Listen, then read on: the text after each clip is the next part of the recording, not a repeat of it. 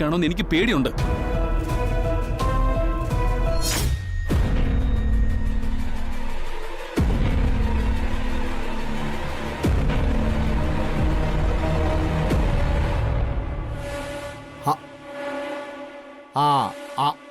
അതെ ഇടാ മോനെ, അടുത്ത വാർഷികത്തിന് നമുക്ക് ഇങ്ങനെയൊന്നും പോരാ. ഏതെങ്കിലും ഒരു അനാഥാലയത്തിന് കുട്ടികളൊക്കെ വിളിച്ച് നല്ല ഭക്ഷണമൊക്കെ കൊടുത്ത് ആ കുട്ടികളായിട്ട് ചിരിച്ച് കളിച്ച് അങ്ങോട്ട് സന്തോഷമായിട്ട് പോണം. ഏതാ?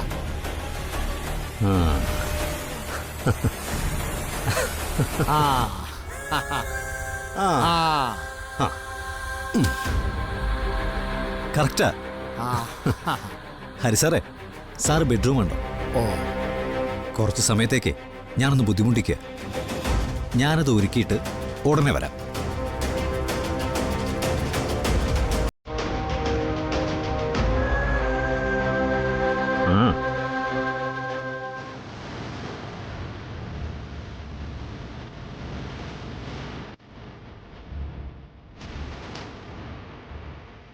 ജീവ, അലങ്കാരങ്ങൾക്കൊക്കെ ഞാനും കൂടെ.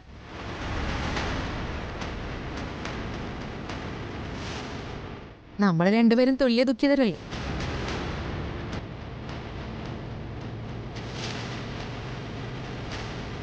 അല്ല, തുല്യ ദുഃഖിതരല്ലല്ലോ. നമ്മുടെ രണ്ടുപേരുടെയും സന്തോഷം ഒന്നല്ലേ?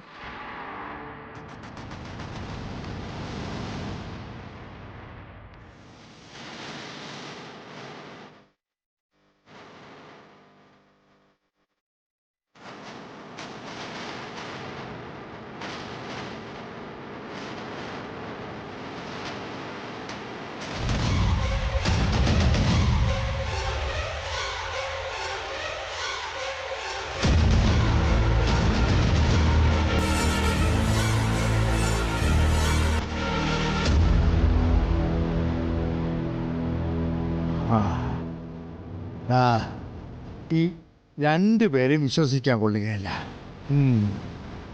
ഇതെല്ലാം ഇവർ ഒരുമിച്ച് തീരുമാനിച്ചതാണോ എന്ന് വേറെ സംശയിക്കണം. ഏടാ, അറിയില്ല. എന്തായാലും ഏതൊരു പോകും നമുക്ക് നോക്കാം.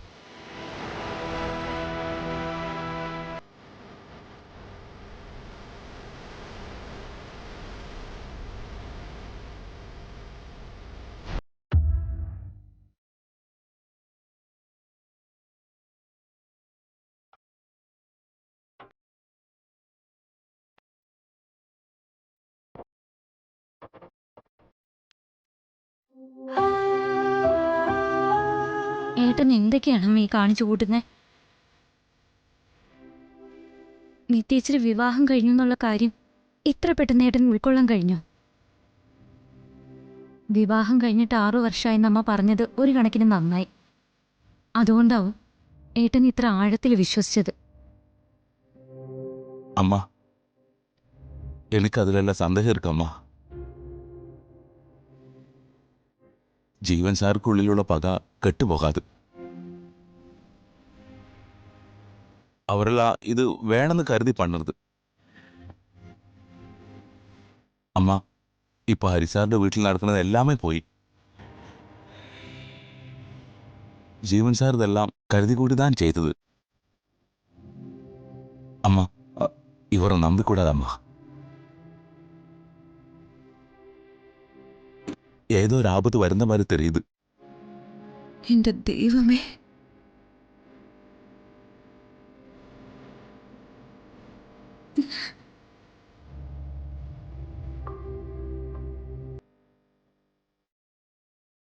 ഇങ്ങനൊരാപത്തിൽ നിന്നുകൊണ്ട് ചെയ്യാവുന്നതൊക്കെ ഞാൻ ചെയ്തില്ലേ? ഇനി എന്റെ മോളെ രക്ഷിക്കാൻ വേണ്ടി ഞാൻ എന്താ ചെയ്യേണ്ടത്? ശരവണ, അമ്മ, ജീവന്റെ വിശ്വാസം നിലനിൽക്കണം. നമുക്ക് അവന്റെ കൂടെ തന്നെ പോയി താമസിക്കണം. അവൻ എന്ത് ക്രൂരത വേണമെങ്കിലും കാണിച്ചോട്ടെ.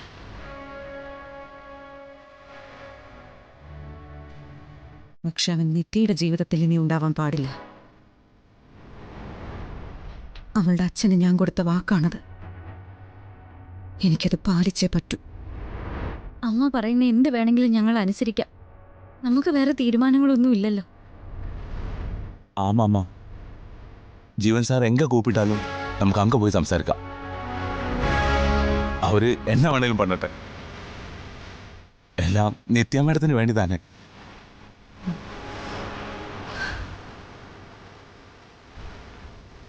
അവൾക്ക് വേണ്ടി ഞാൻ എൻ്റെ ജീവൻ വരെ കളയും.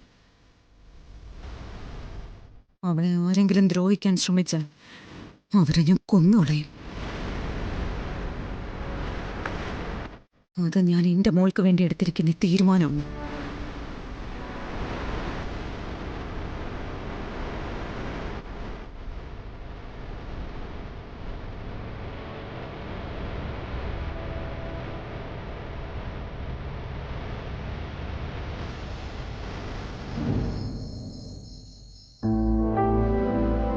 കല്യാണി മോള്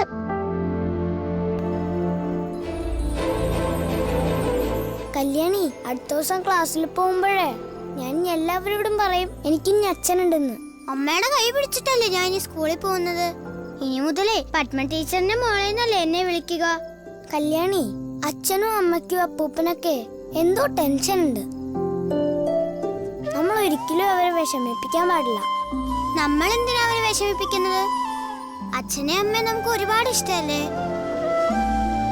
പിന്നെ എന്റെ കൂട്ടുകാരികളോടൊക്കെ ഞാൻ പറയും ഇനി എന്നെ കളിയാക്കുമ്പോ സൂക്ഷിക്കണമെന്ന്. എനിക്കൊരു ആങ്ങളയുണ്ട്. ആങ്ങളമാരെ അനിയത്തിമാരെ നോക്കേണ്ടത്. ഞാൻ നോക്കിക്കോളാം. എന്റെ അനിയത്തിനെ ഞാൻ ആരും കളിയാക്കത്തില്ല. നാളെ മുതൽ എന്നും അച്ഛനും അമ്മയായിട്ട് പുറത്തു പോണേ ആദി. അപ്പൊ ഇന്നോ? കാശ് ചെലവാക്കി ഒരുപാട് ദൂരത്തൊന്നും പോകണ്ട. വെറുതെ അച്ഛന്റെ അമ്മയുടെയും കൂടെ നടക്കാനല്ലേ കുറച്ചു നേരം. അതെനിക്കിഷ്ടായി. അവരുടെ രണ്ടാളുടെയും കൈ പിടിച്ച് കൊതി തീരുവോളം നമുക്ക് നടക്കാം. അച്ഛൻ എപ്പോഴും പറയുന്ന ഒരു കാര്യമുണ്ട്, നമ്മുടെ സന്തോഷം നമ്മളെ കണ്ടെത്തുക. അച്ഛന്റെ അമ്മയുടെ സന്തോഷം നമ്മളെ കണ്ടെത്തി കൊടുക്കണം, അല്ലേ? സെറ്റ്.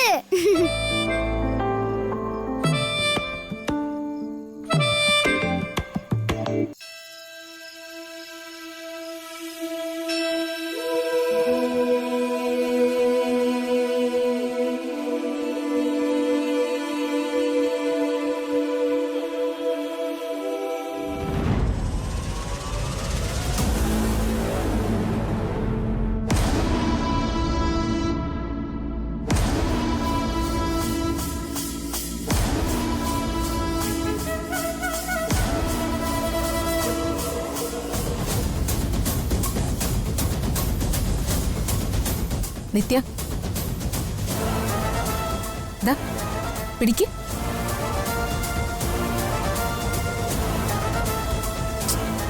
എന്താ നോക്കുന്നേ?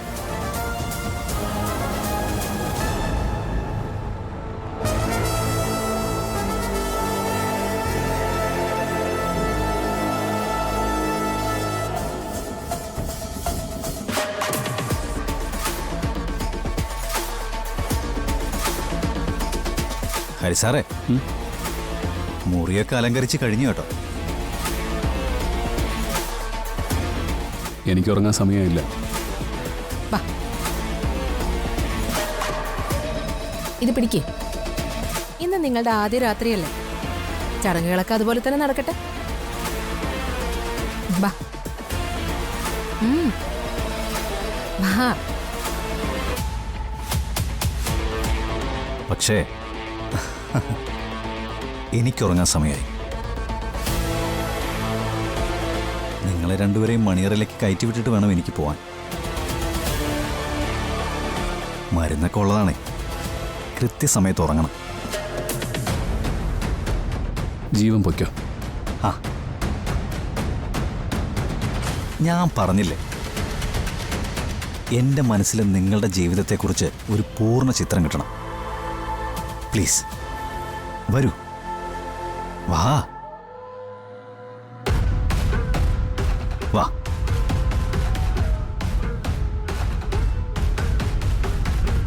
ചെല്ല്, അകത്തേക്ക് ചെല്ല്. ഓ, വാ വാ ഇങ്ങോട്ട്.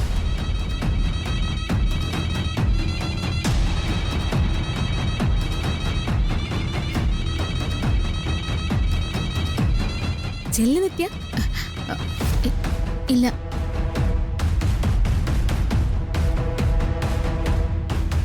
എനിക്ക് ഈ മുറിയിൽ കിടക്കാൻ പറ്റില്ല.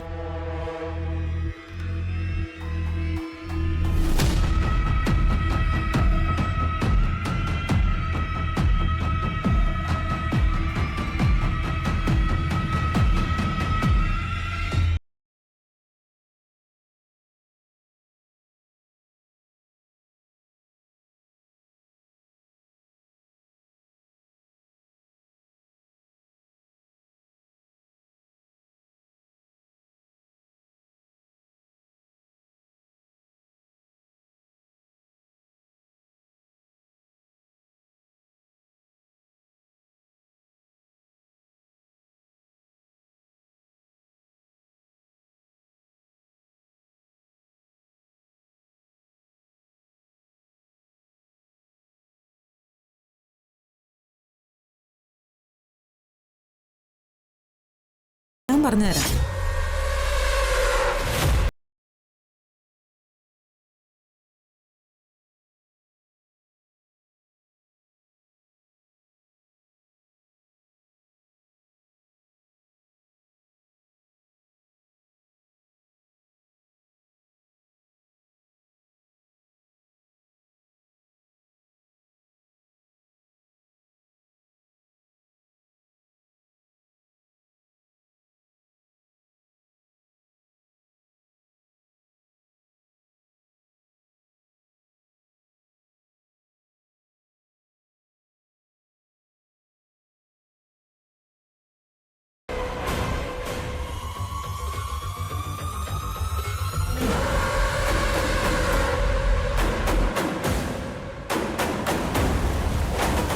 ഈ കാര്യത്തിന് വേണ്ടി ആരും ഒരു തർക്കത്തിന് നിൽക്കണ്ട.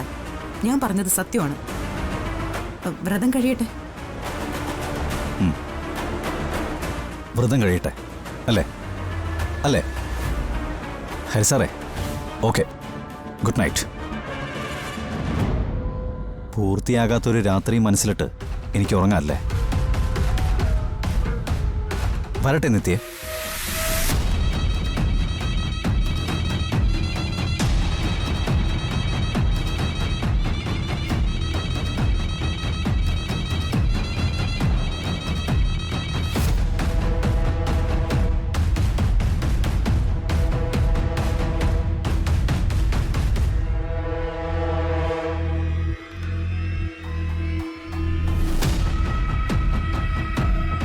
എല്ലാത്തിന്റെയും കാവലാളായിട്ട് കൃത്യമായിട്ട് ഇവരുടെ പുറകെ തന്നെ ഉണ്ടാവണം കേട്ടോ.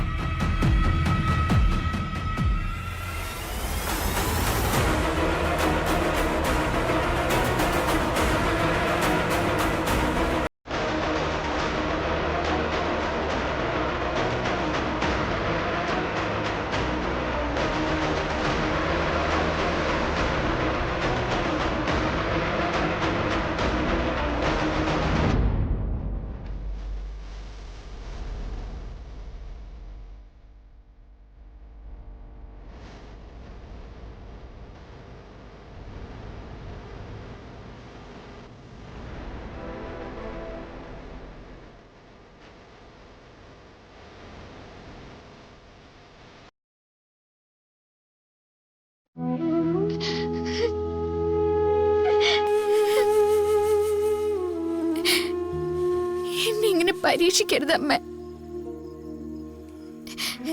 ഇനി ഇത് മുന്നോട്ട് കൊണ്ടുപോവാൻ എന്നെ കൊണ്ട് പറ്റില്ല. എല്ലാവരോടും സത്യം പറയണം. എനിക്കും ഹരിക്കിടയിൽ ഒന്നും സംഭവിച്ചിട്ടില്ലെന്ന് എല്ലാവർക്കും വ്യക്തമാവണം.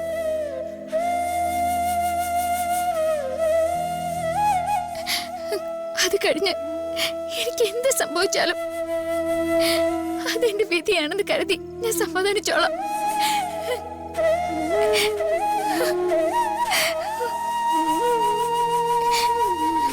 ഇനി മറ്റാരും വിധിക്കുന്നതിന് നിന്നെ വിട്ടുകൊടുക്കാൻ ഞാൻ തയ്യാറല്ല.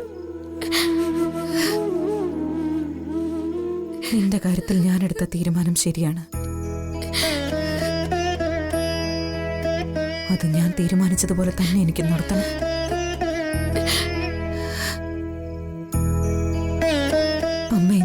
കൂടെ ഉണ്ടാവും. എന്നും.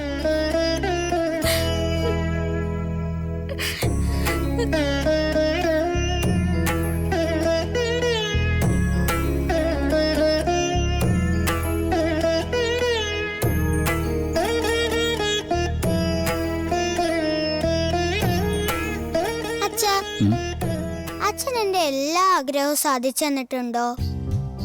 ഉണ്ടല്ലോ. അച്ഛൻ എനിക്ക് സാധിച്ചു തന്ന ഏറ്റവും വലിയ ആഗ്രഹം എന്താണെന്നറിയോ? അതിപ്പോ നിനക്കല്ലേ അറിയൂ ഏറ്റവും വലിയ കാര്യം എന്താണെന്ന്. എന്നാ ഞാൻ പറയട്ടെ. ആ. അച്ഛൻ പത്മ ടീച്ചറെ കല്യാണം കഴിച്ചത്. അതാ എന്റെ ഏറ്റവും വലിയ ആഗ്രഹം. അതായിരുന്നു. നിത്യമ്മ, സുജാത അമ്മ എന്നോട് പറഞ്ഞു ഇവിടെ നിക്കണ്ട, സുജാത അമ്മയോട് ചെല്ലാൻ. പക്ഷേ എനിക്കെന്റെ അമ്മയെ വിട്ടു പോകാൻ പറ്റില്ല. ഞാൻ പോണോ അമ്മ? വേണ്ട. ഹരിയങ്ങളുമായിട്ട് അമ്മയുടെ കല്യാണം കഴിഞ്ഞപ്പോ എനിക്ക് എത്ര സന്തോഷം എന്നറിയാവോ? ഞാൻ എപ്പോഴാ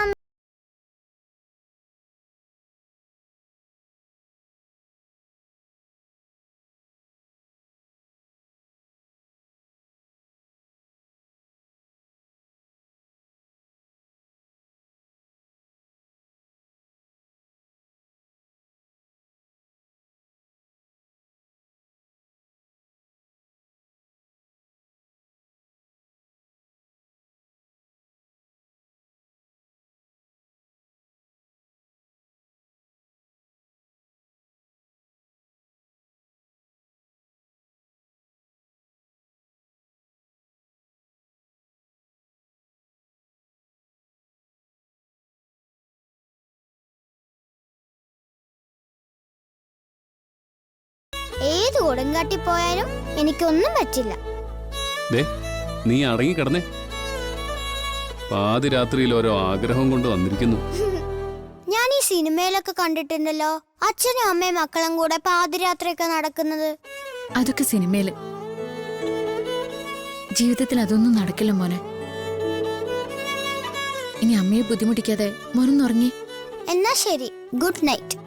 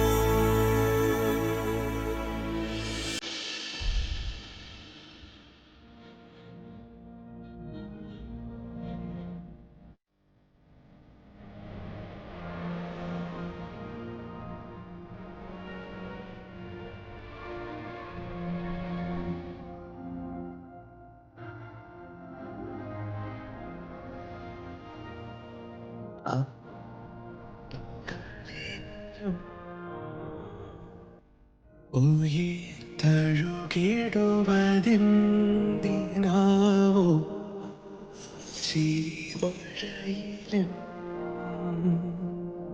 മനമിനി നനയോ കഥ തുടരവേ വിധി നിമിഷമിതോ അലനിമുകൾ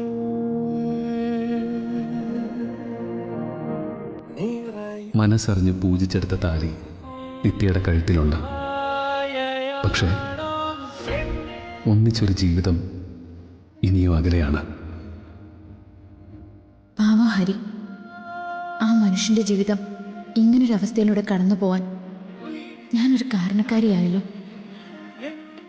ജീവൻ ഇങ്ങനെ കയറി വരുന്ന ഞാൻ സ്വപ്നത്തിൽ പോലും കരുതിയില്ല. സ്വപ്നങ്ങളും യാഥാർത്ഥ്യങ്ങളും തമ്മിൽ എത്രയോ ദൂരമാണ്.